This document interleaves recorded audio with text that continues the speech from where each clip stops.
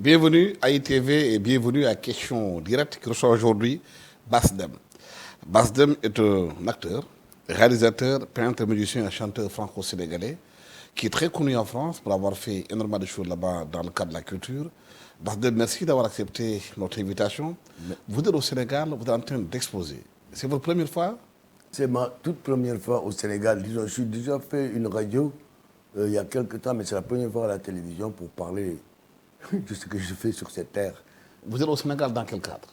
Au Sénégal, je suis dans le cadre de la Biennale, parce que c'est la première fois aussi pour ça.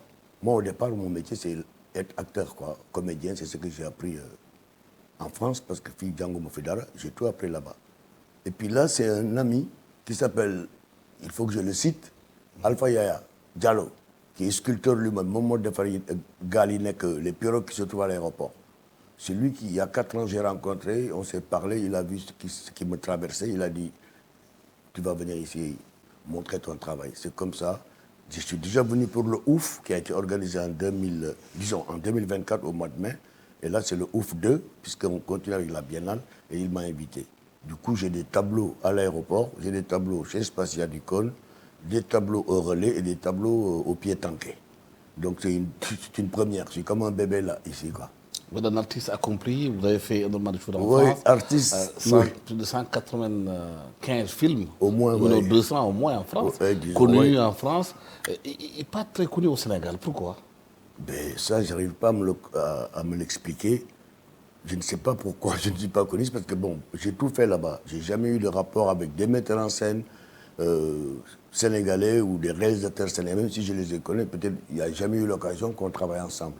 Et puis chaque fois que je venais ici, quand même, avec mes projets, chaque fois, c'était pas facile, quoi. De bureau en bureau, on te fait balader. Là, avec Alpha, pour moi, je suis au moins, voilà, pour montrer juste mon travail. Et puis le mot artiste, j'en ai un peu peur, parce que qu'est-ce qu'on fait ici sur Terre? C'est comment bien être avec les autres, comment vivre avec les autres, comment vivre avec la nature. C'est ça, en fait, le mot art, artiste, être avec l'autre. C'est en toute modestie, hein. Voilà. Et je fais ça, depuis que je suis petit, je devais aller, comment on appelle ça, aux Beaux-Arts. On lui a dit à mon père à 12 ans, bien, il faut qu'il aille aux Beaux-Arts. Il a dit non. J'arrive en France, j'ai 19 ans, qu'est-ce que tu veux faire? Je lui dis théâtre encore, j'ai reçu une baffe. Et moi, je n'ai pas lâché. Malgré la difficulté que mon père ne voulait pas, je me suis accroché à ce que je voulais depuis petit. Pour dire une petite anecdote, à 7 ans déjà, je reprenais les émissions de Mokoro Diop, chauffeur de taxi. Et je faisais rire à Thiès, quartier Ghent, tout le monde. Donc je suis tombé dans la soupe du théâtre depuis 7, 8, 9 ans, quoi. Et vous allez en France, vous avez commencé à faire du théâtre en France. J'ai commencé par bosser. Comment ça s'est passé en France? J'ai commencé d'abord par bosser à la SNCF. Après, au bout de 2 ans, j'ai démissionné. Le gars m'a dit non, vous ne démissionnez pas, je vous licencie. Comme ça, vous touchez vos droits. Je ne le savais pas. Et je suis monté à Paris, je suis allé m'inscrire directement au cours Simon. La dame, elle était, si vous voulez faire du théâtre, j'ai dit oui, madame, je veux faire du théâtre. Et c'est parti de fil en aiguille. Après les cours Simon, 2 ans, des ateliers avec Ariane Nouchkine, avec Mesguich, avec Gabriel Garand, avec André Séverine. J'ai tout appris là-bas. Avec aussi Mahmoud Charlie, un Iranien, super, qui m'a donné des superbes beaux rôles comme Othello dans Shakespeare, et qui m'a donné aussi des rôles dans Supplément au voyage de Cook de Jean Giraudoux. Et voilà, c'est comme ça. Et puis le cinéma, je suis tombé dessus aussi, de fil en aiguille, des rencontres.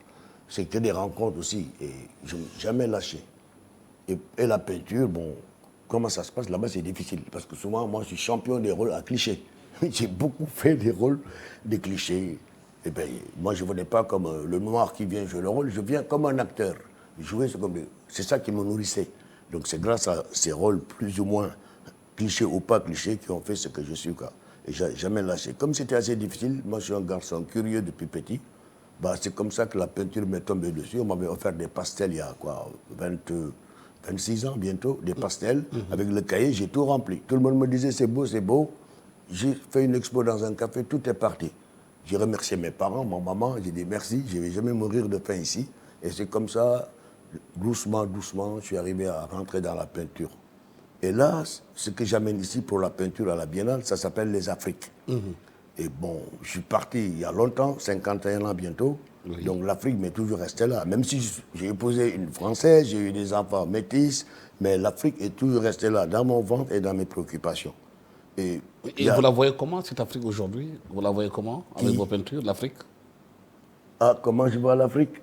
Bah, je crois qu'on est mal barré. Hein. Il faut qu'on se réveille et qu'on revienne sur l'humanité. Mais sur pourquoi on est l'humain. mal barré? Bah, mal barré dans le sens que j'ai l'impression, ici, quand je viens, on n'a pas envie de rencontrer l'autre. Et tout se passe avec l'autre, l'humain. Que Dieu nous a mis là, mais qu'est-ce qu'on fait là? C'est pas juste pour aller au paradis. Il faut qu'on travaille, il faut qu'on s'aime et qu'on s'ouvre et qu'on...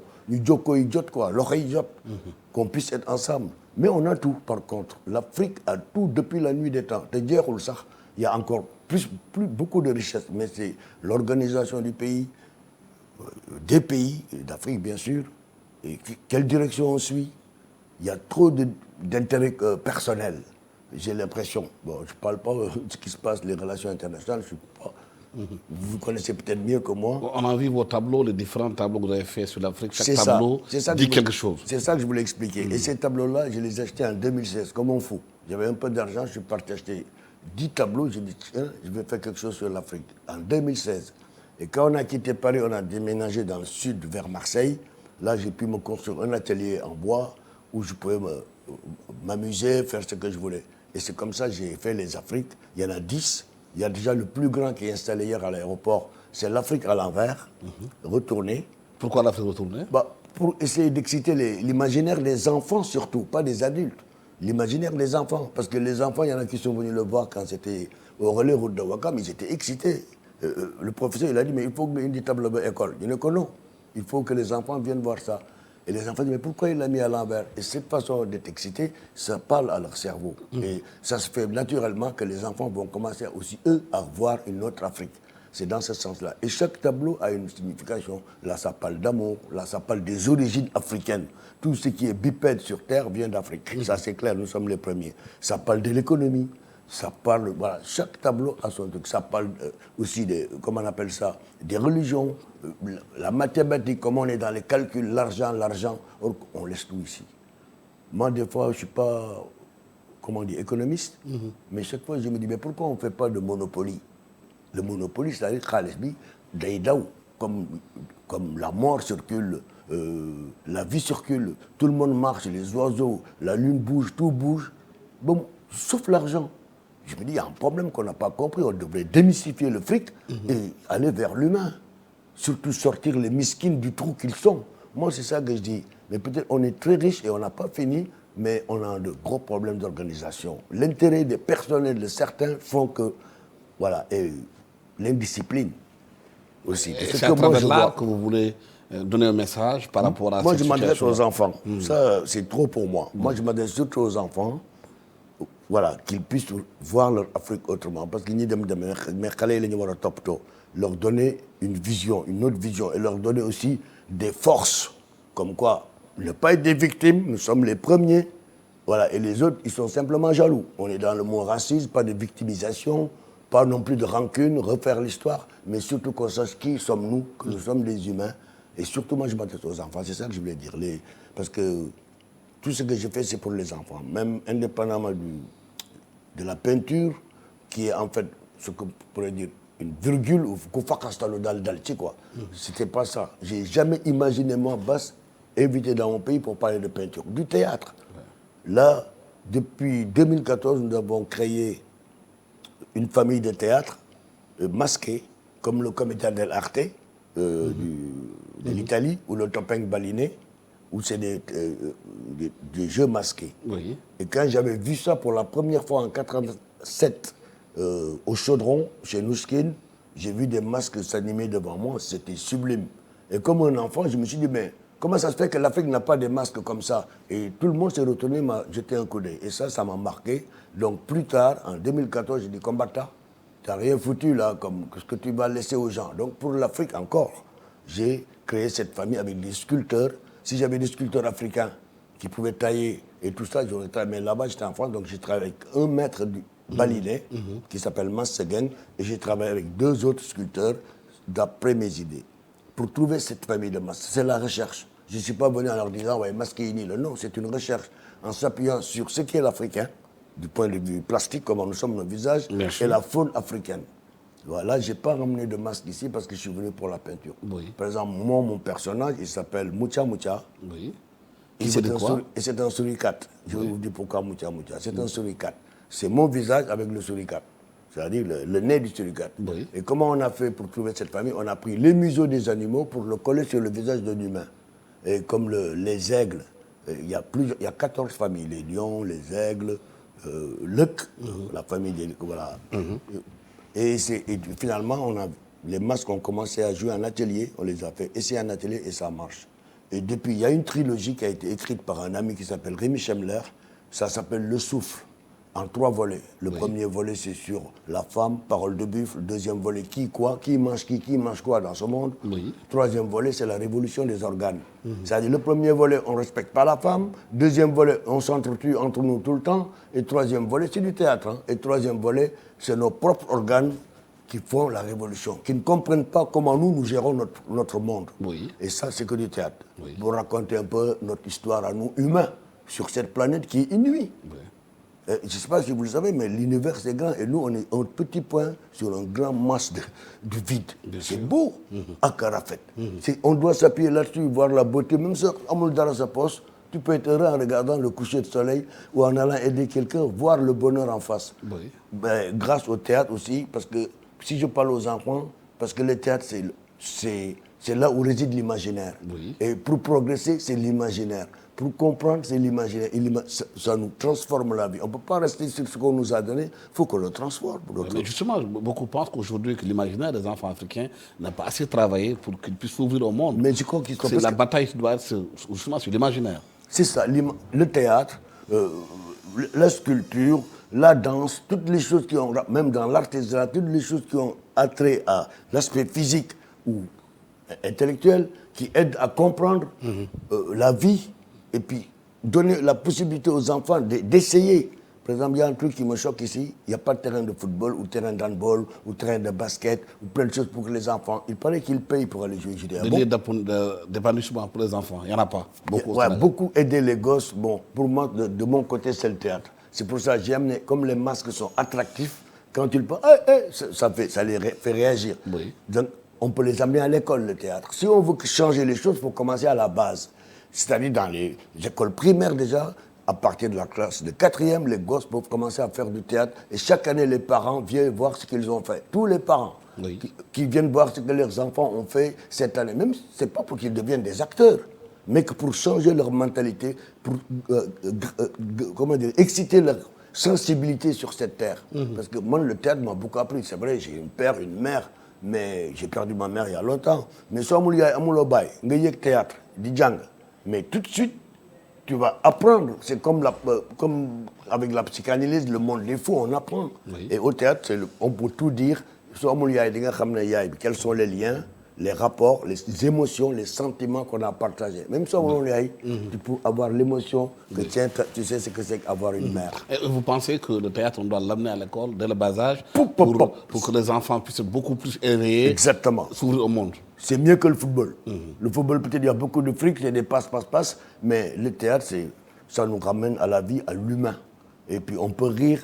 Hein, les tragédies, on ne peut pas avoir pire tragédie que ce que nous vivons sur la planète. Oui. Donc, démystifier ces histoires, comment rendre la vie plus belle, et surtout avec les enfants. Si on le fait à partir de la classe de 4e, et jusqu'en terminale, les gens, même en université, même organiser des festivals dans les écoles, chaque école, pas les écoles, mais les universités du Sénégal, pour parler du Sénégal, puissent faire une rencontre théâtrale. Peut-être après l'ouvrir, parce que théâtral, ça ouvre à la vie. Ouais. Ça te permet d'être sensible. Quand tu es sensible, tu t'éloignes de la méchanceté.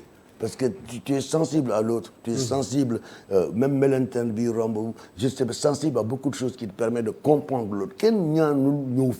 Personne n'a dit, ah, je vais naître. Non. Les parents non plus, personne. Ah, on est là. Quelle chance qu'on a d'exister. Donc, moi, tout mon combat, c'est le théâtre. Et puis, pourquoi j'aurais pu rester en Europe comme les autres travaillent? On m'appelle Amatijan poche trouée, c'est-à-dire ça me casse des dents. Oui. Tout ce que je fais, je le mets dans ma création et je partage beaucoup, beaucoup, parce que moi, je fais d'ara quoi. Et puis, c'est pas partager pour recevoir, c'est partager pour être ensemble. Oui. Mais justement, après tant d'années en Europe, vous êtes revenu au Sénégal de temps en temps. Oui. Quel regard jetez-vous sur le Sénégal? J'ai encore beaucoup à comprendre. Parce que quand j'étais ici petit, c'était pas ça. Le respect des grands, Les gens étaient beaucoup plus posés. Dans les années 50-60, c'était pas du tout ça. Ici, les gens sont très pressés. Automobile, que Nitki.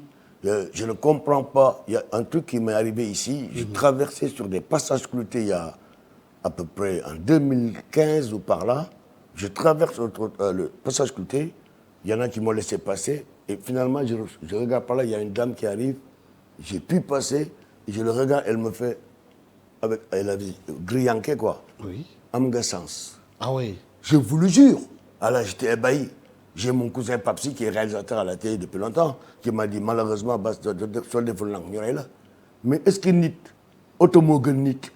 Une fois, il y en a un, j'étais dans son taxi, il est en train d'insulter le gars qui traverse. Mais parce que vous vous rendez compte qu'aujourd'hui, que le Sénégal est une société très matérialiste, où l'humain a perdu son, voilà, son les pouvoir. vraies valeurs. Et les valeurs, ce n'est pas l'argent. C'est l'argent qui est au cœur de tout. L'argent est au cœur de tout. Et moi, c'est ce que je vois. Je ne connais pas tout ce qui se passe ici, mais quand tu vois les rapports, les liens, les gens, ils font la gueule. Comme s'ils n'ont pas envie de rencontrer quelqu'un qu'ils n'ont jamais vu. Ouais. Moi, quand je vois quelqu'un, je dis hey, salut. Ouais, tout de suite, quand tu fais du commerce, il faut avoir du sourire. Tu dis ignorer. Peut-être qu'il a des problèmes. Si on dit taxi, le taximan, il doit être heureux d'avoir un nouveau gars qu'il n'a pas vu, mais j'ai l'impression qu'ils n'ont pas envie de te parler. Et ça, j'ai été déçu pour ça. Souvent, quand je venais là, je repartais, mais un peu déçu, j'ai dit, il y a un problème, quoi. Il faut qu'on revoie les choses depuis la base. Que notre pays est en train de perdre son humanité, c'est ça? Il faut qu'on revienne sur l'humanité. Il y a beaucoup de façades, quoi. C'est comme ça, mais c'est beaucoup de mensonges. Il faut qu'on revienne dans la réalité, surtout partir des enfants. Les adultes, en passant par le théâtre, d'autres actions qui font que les gosses, voilà, et leur donner la possibilité de s'exprimer, le sport, handball, toutes ces choses. Il n'y a pas que la lutte, il y a plein de choses. Et puis gratuitement. C'est-à-dire, on a les moyens de... J'ai vu par exemple l'architecture ici, il n'y a pas de parc pour se reposer. Ouais. Et il n'y a pas de trottoir pour les enfants, pour tout le monde.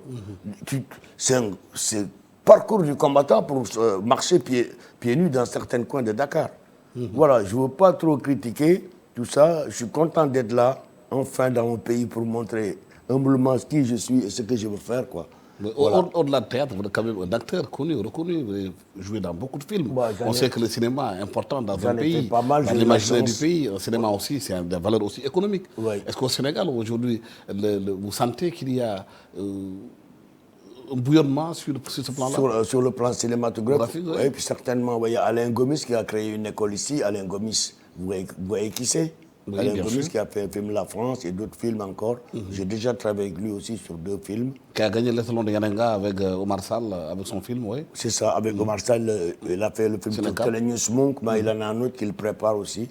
Donc les choses bougent. Mais nous, quand on était petits, des salles de cinéma, il y avait à Tire-Larigot. Ben, il y en a même, plus, hein. Mais les femmes qui ne sont pas, ni parlent pas, ni français, ni arabe, allaient voir des films. On a les films de Moukalsoum, les films indiens, on nous a bombardé, les films chinois. Mais jusqu'à présent, on n'a pas des films d'Afrique, comme les films de Yellen, des films de Semen Ousmane dans les salles pour nous, cosmogonie. Les telenovelas, ce n'est pas notre réalité. Il faut qu'on fasse des films qui s'approchent de notre réalité. Comme ça, aujourd'hui, les enfants, ils vont comprendre c'est quoi notre façon d'être. Mais ils prennent là-bas, Brésil. Même s'il y a une grosse part de nos parents qui sont Il y a des séries télévisées aussi au Sénégal qui bougent un peu de plus en plus, mais ça c'est pour la télé, hein. Oui. Quelques séries. Oui, mais les séries, ils devraient faire des séries beaucoup plus proches de notre aspect sociologique. Ici, comment on vit, nous, c'est bien de s'intéresser aux autres, ce qu'ils font. Mais il faut que notre force à nous, culturelle, qu'on puisse le voir à travers pas simplement les journaux ou les livres, mais au cinéma, au théâtre, et commencer avec les enfants. Moi, c'est ça que je vois. Ouais. Je ne pourrais pas dire quelle est la solution pour régler le problème, mais moi, c'est le théâtre que... Voilà, c'est ça. Le Sénégal était connu comme au temps de Senghor comme étant un pays de culture. Ça, avec le festival des arts nègres, tout ce qui a été fait au Sénégal. Le rayonnement du Sénégal, c'est à travers sa culture. 1966, le festival des arts nègres. Mais aujourd'hui, on a l'impression que la culture, elle est délaissée. Elle est devenue folklorique. Mais complètement. Elle est anecdotique dans ce qu'on fait aussi au Sénégal. Tout à fait, Samba. C'est tout à fait ça. C'est que tout ça, ça s'est éloigné de nous. Par exemple, moi, je vais raconter une histoire. J'ai choisi de faire du théâtre parce que j'ai connu l'époque de Senghor, la culture. La première pièce de théâtre que j'ai vue, c'est le Festival des Arts Nègres, Stade Demba Diop. C'était magique. Avec la Dior Diop, sur le terrain de football, Fassiek, Yop, c'était beau. J'étais là à regarder, c'était magnifique. Et ça fait partie des choses ici qui m'ont donné envie de faire. Et on pouvait avoir notre imaginaire qui bougeait. Et ce qui fait que des gens de cette époque-là ont fait beaucoup de choses. Les Ben Diogaïbe, tous ces gens-là, et d'autres dans le théâtre à l'époque. Mais tout ça, ça a été. Demain, on a cinéma amateur. Mais pourquoi? Donc, et quand je suis arrivé là-bas pour faire mes cours, j'ai reçu du courrier du ministère de la Culture. Parce qu'il me fallait une autorisation. Je retourne en arrière pour aller au théâtre. J'étais au conservatoire, j'ai demandé au monsieur, comment on fait pour rentrer ici? Il dit, vous êtes étranger? Il dit, oui. Il dit, vous n'avez pas besoin de passer le concours, il vous faut l'autorisation de votre pays. Ah bon, c'est facile. Je demande à mon père me dit, débrouille-toi. Je vais au consulat, on me dit, va à l'ambassade, on m'envoie. Et finalement, ministre de la Culture, ministre de l'Enseignement.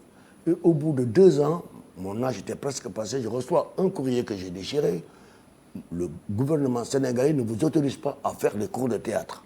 Ah oui. Ah là, ça m'a choqué. Pourquoi? Je me suis dit, mais donc j'ai raté ma vie. Tout ce que j'ai fait, ça ne sert à rien. Tout ce que j'ai appris, ça n'a pas de sens ici. Donc voilà, mais je continue de persister dans cette poésie qui est la vie, qui est le théâtre. Jusqu'à présent, je n'ai pas lâché. Et là, quand je rentre, je suis sur une série pour faire le papa de Joe Star. Voilà, toujours le même rôle, un papy. Voilà, je ne lâche pas l'affaire, quoi. Continuer d'être ce qu'on est, quoi. Et vous pensez que c'est par le théâtre qu'on arrive à socialiser la population? De mon côté, le théâtre, oui. Le théâtre, ça ouvre l'esprit. Ça ouvre ton cœur, ça ouvre l'esprit. Et on s'amuse, on joue. Tu n'as jamais été père, tu vas être père. Tu n'as jamais été un assassin, par exemple, tu vas l'être sur scène. Tu vas comprendre ce que c'est que tu es l'autre. Voilà. Tu faire rire les gens et les faire réfléchir.